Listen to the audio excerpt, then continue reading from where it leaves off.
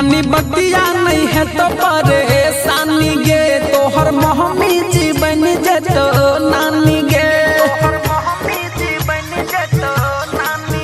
मानी बतिया नहीं है तो परेशानी गे तोहर मोहमी जीवन जतो नानी गे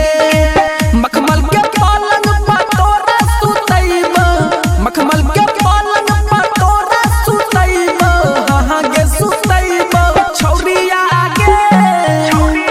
हे गे छौरिया गे चल महुगी बनैब छौरिया गे चल महुगी बनैब छौरिया गे चल महुगी बनैब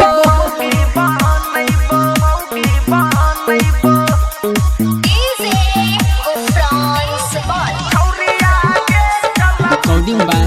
राजीव रॉक्स।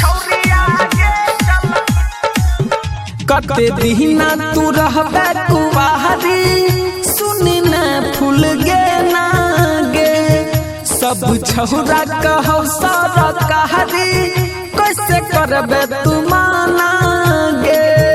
कैसे करबे तू माना गे चल मेला घुमैबो गे तोहरा किनली है खिलौना दू जोहरा जब करे के हे तो आराम बैठ जई है आके हमारा कोहरा सब तोहर हम नखरा उठैब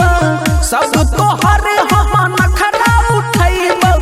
हाँ गे उठैब छौरिया गे चल गे छौरिया गे चल महुगी बनैब छौरिया गे चल महुगी बनैब छौरिया गे चल महुगी बनैब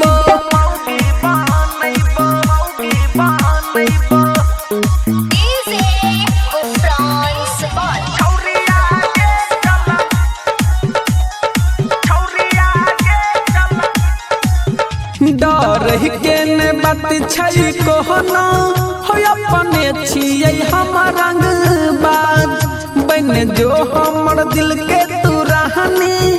छोड़ सब के है यार तू लाज हाँ बन जब पति पत्नी भोर से खूब पलंग हिलैबे जोर से भिजे देबौ ने अखिया लोड से करबे जीवन शुरू ई जोर से प्रेमी परमानंद से भौजी कहैब अब भेसा